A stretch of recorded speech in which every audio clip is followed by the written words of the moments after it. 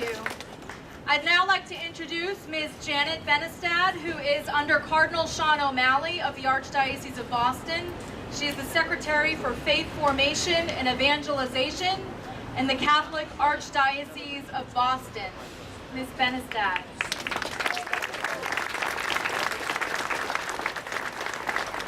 Thanks so much, Alexis. Can you hear me? Yeah. Good.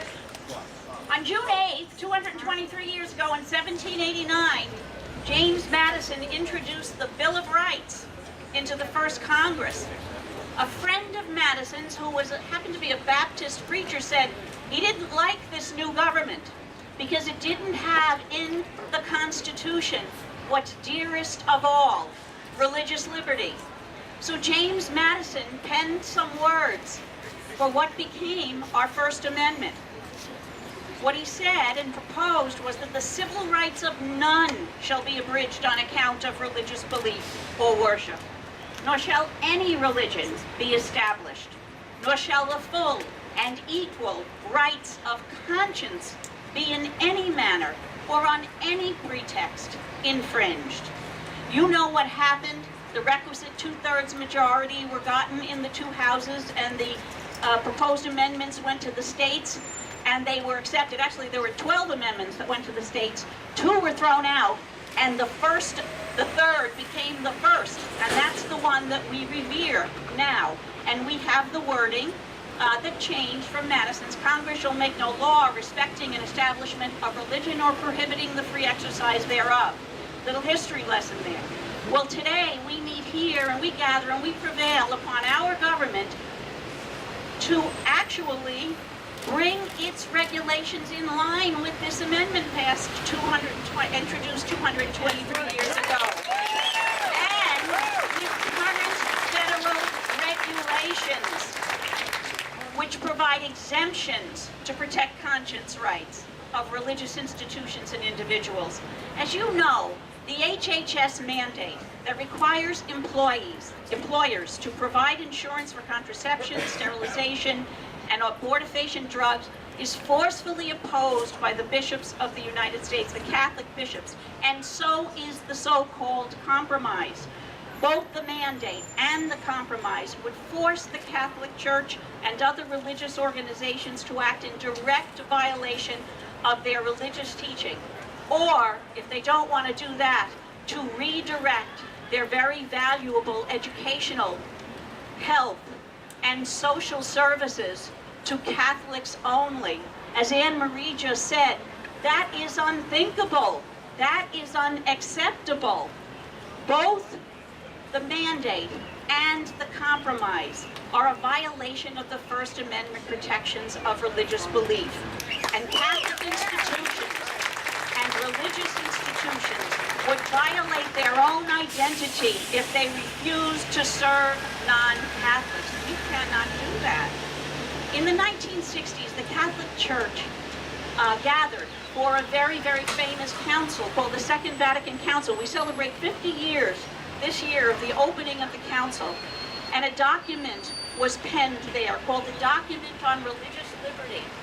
And in that document, the Catholic bishops said some very interesting things. They said that a citizen needs freedom to act according to his or her conscience, as well as freedom from any coercion that would have him act against his conscience. The council recognized that every human person has a right to religious freedom because of his or her dignity, and also because each person has a duty to worship the Creator and to consider the truths about transcendent things. The council said that governments ought to take account of the religious life and ought to show it favor. It said the function of government is to provide for the common welfare, which depends at least in part upon the ease with which citizens can worship and live their lives according to their beliefs.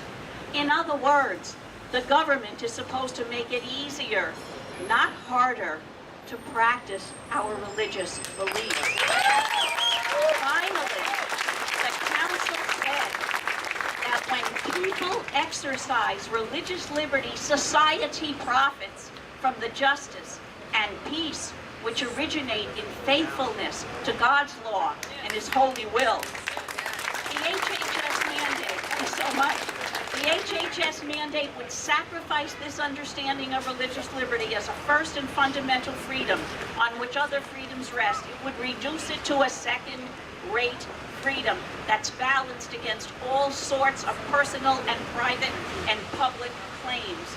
For this reason, the Catholic bishops are joined by Protestant, Eastern Orthodox, Jewish, Muslim leaders, by clergy and scholars from all across the spectrum of political positions, and by citizens of every faith and political persuasion in opposing these new regulations.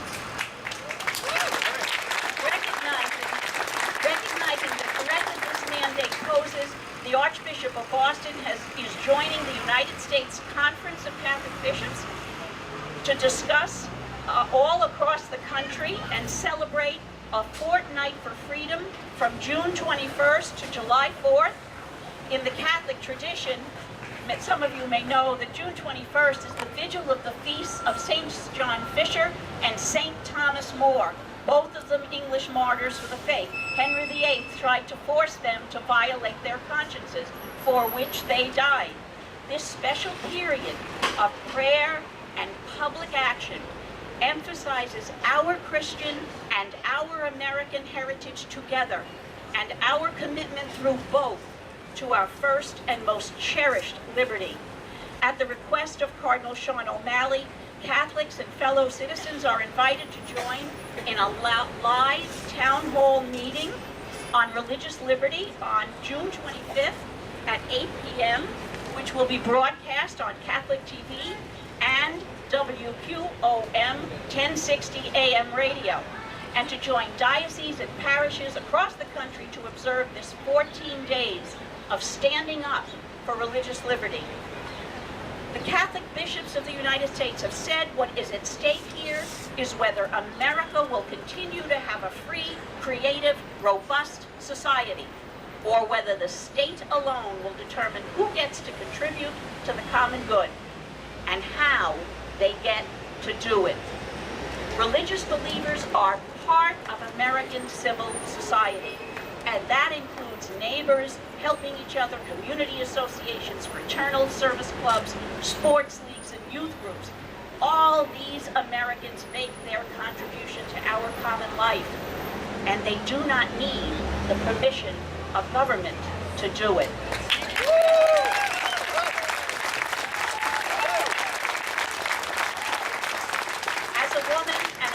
Teacher of history and government, can you tell? I'm appalled by the attempts of the media to reduce this to a conflict over contraception and female reproduction. The goal of the mandate is not to protect women's health.